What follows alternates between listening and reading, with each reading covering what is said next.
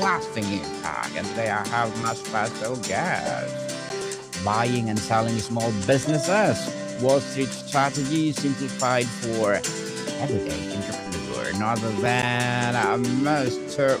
Marty Fahncke. Yes. Welcome, welcome. Welcome, Thank you. welcome, Mr. Marty on Entrepreneurship 101. And can you please introduce more about yourself that I missed? Sure. Happy to tell you a little bit about myself. So I've been an entrepreneur now for over 40 years. I've been an entrepreneur ever since I was a kid. Built many businesses over the years, and had a few businesses that have gone to a couple $1 million. Had a few that have gone to about $30 million. Built one from about $30 to $80 million, and then another one from about $80 to $600 million.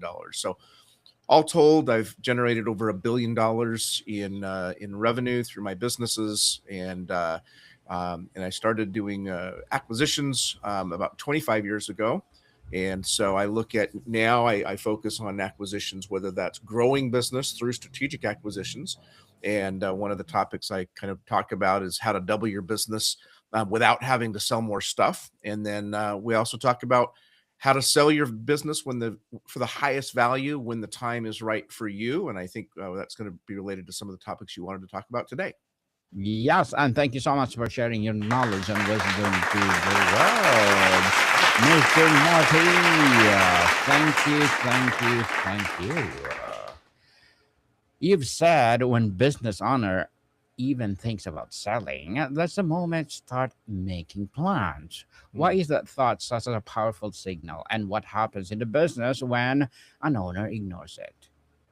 Wow, great question, because it's very impactful, and we see time and time again examples of this situation that you asked about. So when a business owner is happy with their business, is thriving, things are going well, the last thing they do is think about selling it. When a business owner is struggling and the business is maybe not doing well, they've lost some clients, or they have to have a layoff, or things are not going well, sometimes that's the time they think about maybe selling the business. When a business owner, we've seen time and time again, when a business owner has any inkling of even thinking about wanting to get out of their business, whether it's selling it, shutting it down, whatever it is, it's very difficult to be an entrepreneur, right? It takes a lot of tenacity and a lot of energy and a lot of commitment. And what we've noticed is there's a psychological trigger that when a business owner even entertains the thought of, maybe I shouldn't be doing this anymore, maybe I should sell my business, maybe I should get out of my business, we've noticed that many times that begins a snowball effect. And when they even think about it, that thought starts to creep in, whether subliminally or overtly, to the actions that they take. And many times we see business owners who their businesses, they think about it and then they go, oh, never mind, I'm not going to sell it. I can turn this around. I'm going to fix this or whatever. And but once their mind is already kind of 1 foot out the door, it's very difficult for them to come back to a full commitment of their business. And so we often hear, what's the best time to sell the business? And there's two best times to sell your business. The first best time to sell your business is when your business is doing great. Things are going really well. Revenues are peak. Everything's humming like a well-oiled machine. That is the time that most buyers are going to be willing to pay you a premium for your business. Unfortunately, many sellers, it's the last time they consider it. And so we see a lot of times where owners have a business that's doing great. We say, hey, that'd be a great time to think about selling. And then they don't. And then the next time, the second best time to sell their business is when they had even thought about it. Because again, mentally, they've started to put 1 foot out the door. And it's fascinating to us as we advise business owners on when to buy and sell. It's fascinating for us sometimes how fast it happens. We've seen businesses that are thriving and doing really, really great for a couple of years. And then the owner will be like, I wonder if I should think about selling. And within a year, the business is struggling. It's losing money, it's losing clients, and it's really struggling because that little bit of negativity was enough to trigger actions that cause the business to falter. So we've seen time and time again where business owners are they're onto something really, really fantastic. And we're like, hey, that'd be a great time to sell. Oh, no, I can do even better. I can do even better. And then a year later, 2 years later, the business is worth half what it was worth or a fraction of what it was worth, because it's very difficult to maintain consistent, aggressive growth all the time. It's very difficult to win all the time in business. And unfortunately, entrepreneurs, especially, who tend to be overly optimistic, think they can keep it up forever. And the reality is, it's very difficult to do that. Hmm. You talk about the 5D and the B: divorce, disease, death, and disagreement and burnout. As these forces enforce unexpected sale, walk us through the scariest one: the owner who wakes up with a serious illness and has $1 million in medical bills. What happens to their business value in the moment they have not prepared? Oh my goodness. I will tell you, thank you for asking about that, because this is something we see all the time. We do see the 5Ds and a B literally every single day here. So one example I'll give you is a business that was a consumer products business. It was doing very, very well, making millions of dollars a year. It was family owned. It was a mother and father who, it was actually a woman who started the business and brought her mother and father in to operate it. And she was a professional athlete, sports commentator on ESPN. So she had a lot happening, but she started this business. Her mother and father were operating it. Business was doing really, really well. They had an offer to buy the business, which they turned away, multi-million-dollar offer. And then both the mother and the father got diagnosed with cancer almost simultaneously. And suddenly you had a business that was generating a wonderful lifestyle for this entire family. And all of a sudden they can't operate it. And as you mentioned, a lot of medical bills, weren't able to work. Lots of things happened. And we wound up selling that business and getting some money for them, which honestly was a miracle based on the situation that they were in by the time they came to us, because they waited way too long.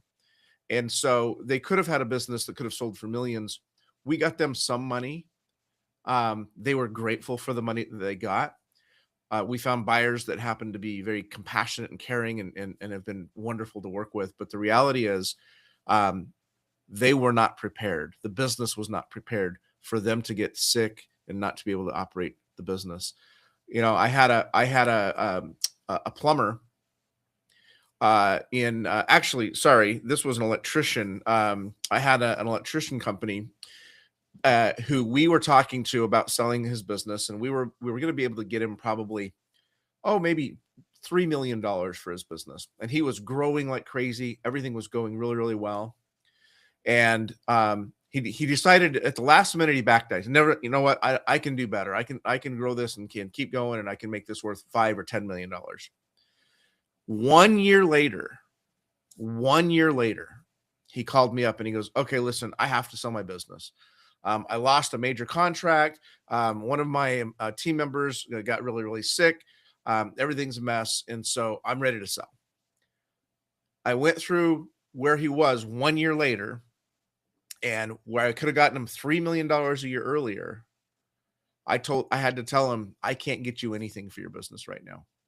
Your business is essentially worth nothing because of the like an 80% decline in revenue, loss of staff. He had health issues. Lots of things were happening. It was almost an unsellable business. And he waited too long until something happened that was bad. And that's why we talk about the 5Ds and the B, because it is so common. And people who are business owners often just don't plan for it or even think about it. But the reality is, divorces happen, disease happens, death happens, partnership disagreements happen. And we see all the time that burnout happens. And so thank you for bringing up our 5Ds and a B, because it's very important to think about. Certainly very important.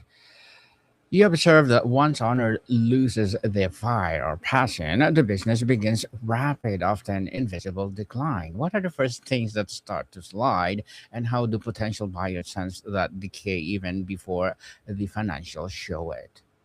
Oh boy, that's a tough question. What do we do? What are the indicators? So generally, I guess the first indicators you'll see will be um, discord among the staff and the employees. Most entrepreneurs, their businesses are like their family. The matter of fact, they spend more time probably at work with their coworkers than they do with their natural or blood family, right? So it's difficult to hide when things are going wrong. It's difficult to cover up when there's problems. And if you're stressed out, if you're burned out, if you're struggling, it's going to be very difficult to hide that. And so the first thing you'll see is concern among the staff. And that concern among the staff turns into productivity issues. So you'll start to see productivity go down. You'll start to see revenues go down. You'll start to lose clients because the clients will feel it, the customers. Um, you may lose some staff because they'll get edgy. They'll realize, hey, something's not right here. I don't feel comfortable. I don't feel safe. I don't feel secure. I'm going to go find another job. So you'll start to see kind of revenue leaving, customers and clients leaving, and then staff leaving, and it all tends to kind of happen simultaneously because again that discord, that dis-ease can be sensed by everyone. And so that's usually the first thing that we see is really the staff, and the second thing will be the revenue. Well said, Mr. Marty. In one of your case studies, a founder instead or insisted on a 2 million price despite the market offers clustering around 1 million. He took the business off the market, and 6 months later, the best offer was 300,000 less. What's the psychology behind that attachment to a number, and how can an owner distinguish between a healthy patience and dangerous stubbornness? Oh my goodness. So we see all the time what we call milestone numbers that lead to non-objectivity, meaning business owners who say, I will not sell my business for less than $1 million because they want that $1 million kind of like feel good. I did it. I sold my business for $1 million. Or sometimes the number's 5 million, or sometimes it's $10 million. There's a number they have in their head that they've always wanted to hit. Sometimes it's like, oh, my best friend sold his business for 5 million, so I have to sell mine for 6 because I want to do better than my best friend. The problem is that if a business owner makes up a number that they want to sell their business for, that has no necessarily basis in reality to the true value of the business. What is value?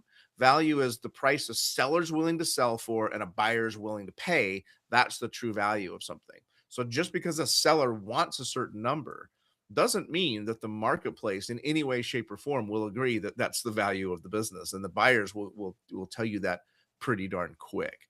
So we do see these kind of milestone numbers. Sometimes it's a number that they say, okay, this is how much I need to, especially we see this in retirement. I need this much to pay off the house and, make sure that the last kids are off to college or whatever. And this is how much money I need to retire. So this is what I have to sell my business for. Well, if it's not based in reality, that number may or may not work.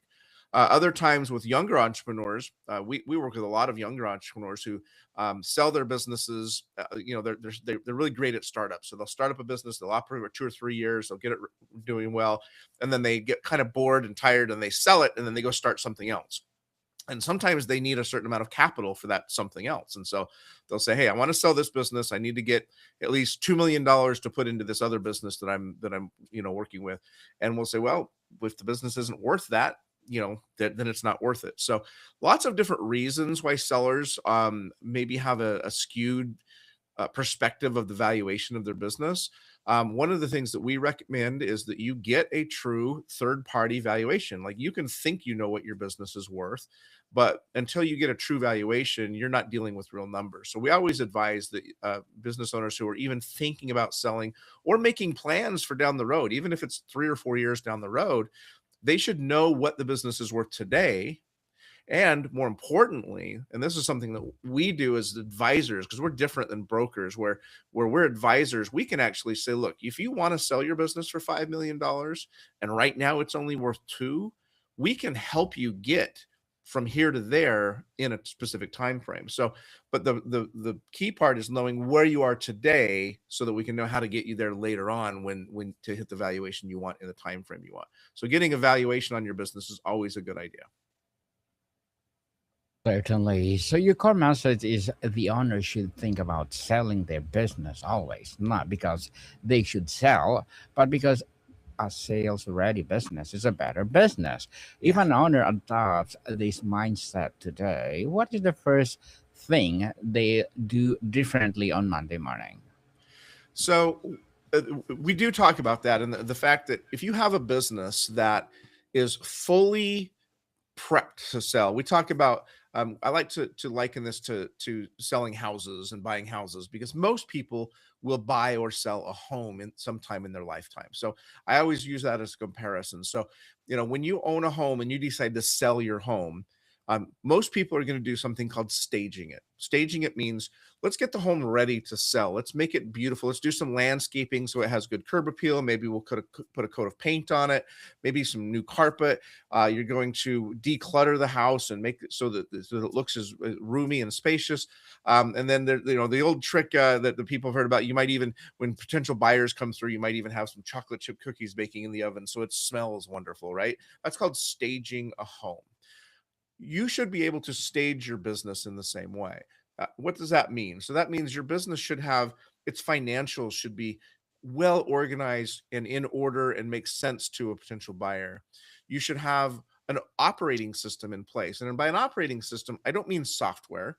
By an operating system, I mean a playbook or documentation of that's in writing how your business operates. For example, if you decide to buy a McDonald's franchise, when if you buy a McDonald's franchise, McDonald's corporate gives you, they used to be actually in huge binders, now it's all on the software, but basically it's every single step of every piece of the business, how to locate the business, how to build the buildings, how to, the color schemes, the seating, everything else, all the way through to hiring employees step by step, how to train the employees step by step, how to deal with how to fire an employee, how to clean the floors, how to clean the griddles, how to build a Big Mac. Every single thing in the McDonald's is documented in an operating system playbook. And your business should be the same way. Because if your business is that way, it's going to be much more valuable to a potential buyer. So your financials should be in order. You should have an operating system.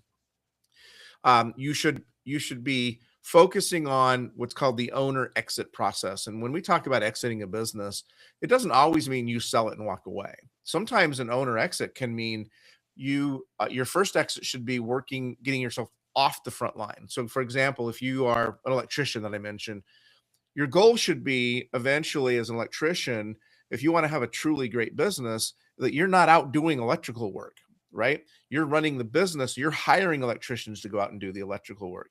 So you're managing the team. So that's the first exit, is exiting off the front line and going into management, so that you're no longer doing out there doing wiring, but you're managing the team that is. And you're managing the business itself. The next exit is exiting out of management. So you're no longer doing day to day, but you're still strategically involved in the business.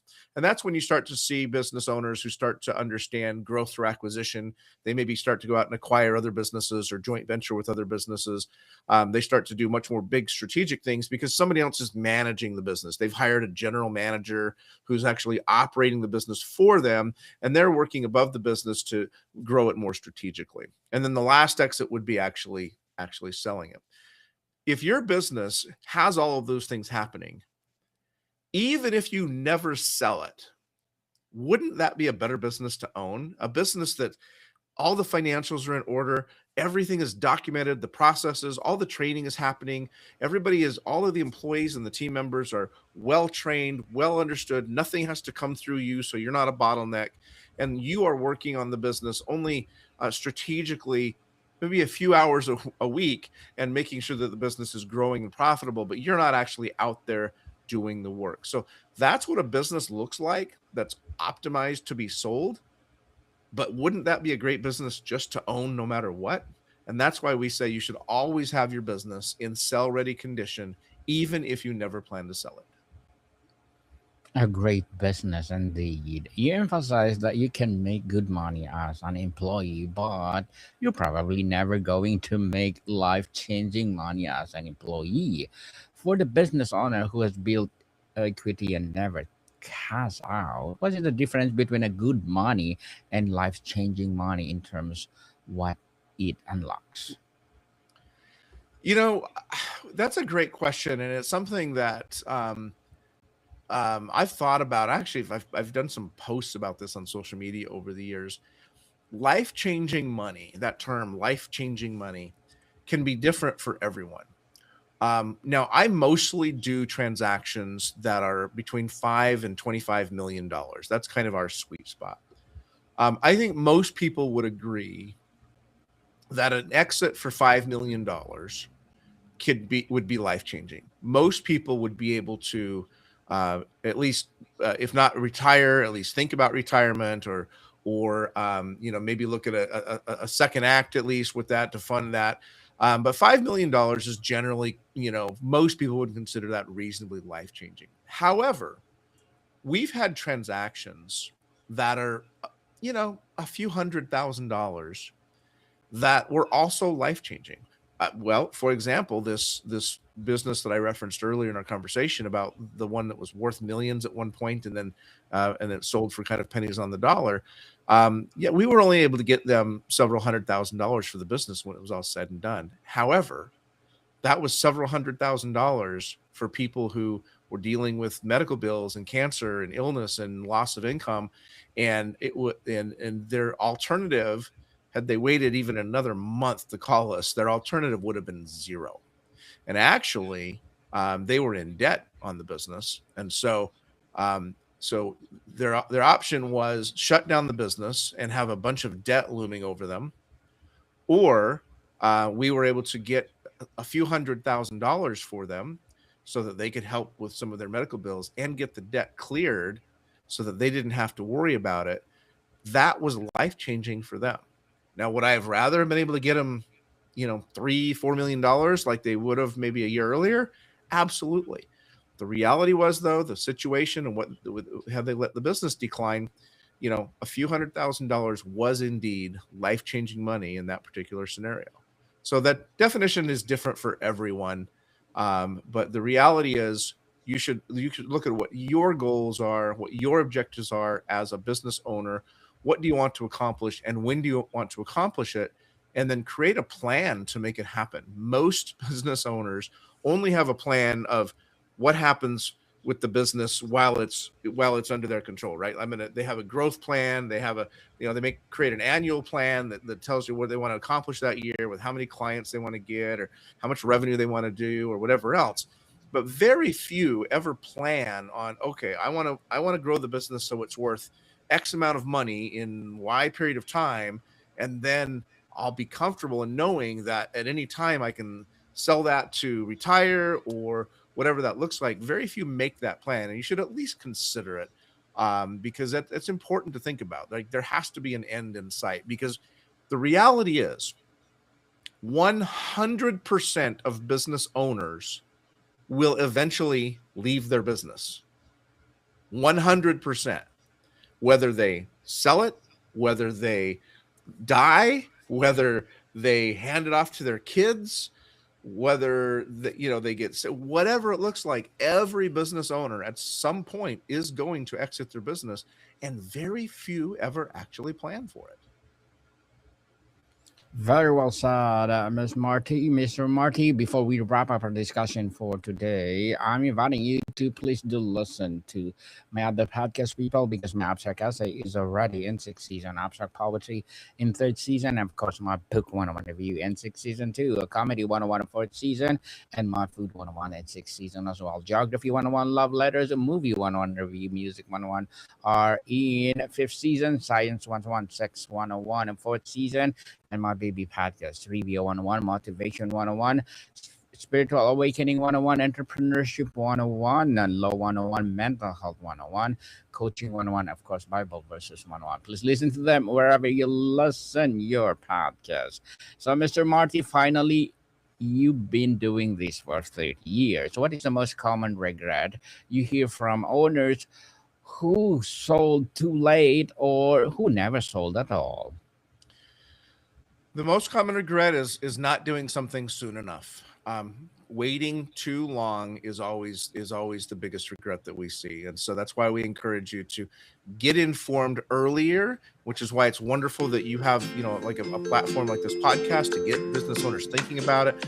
And then I would love to share about my book that I'd love people to check out. It's called Boomer Sells the Business, a step-by-step guide to cashing out and living large. It's available on Amazon, where it is an Amazon bestseller.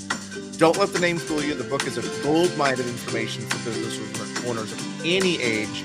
But check that out. And a lot of the information that I shared today is in detail on that. So I'd love people to check that out. I'm inviting you, Mr. Marty, to be part of my book one review, and let's talk about your book. Is it a new one or it was just released, literally published last June or last May. We hit the bestseller list in June. Congratulations. Thank you. So please do come over. I invite you tonight to be part on Book One review, and let's promote over there. So can you please again promote anything you want to promote? That would be it. Yeah, check out the book, and if you want to get a hold of me, you can go to westboundroad.com is my main website where we talk about advisory. I'm also very active over on LinkedIn, and I'm the only Marty Fahncke in the world, so I'm really easy to find. Yes, people, let's about Mr. Marty Fahncke, because if you support him for sure, more and more empowering business advice, more and more empowering books for sure will be published. And tune in, people. Mr. Marty will be my guest on Book 101 review. So Marty, come people, see you soon. And Mr. Marty, thank you so much for your time. Thank you, Daniel. Appreciate being here. Marty, come people, see you soon.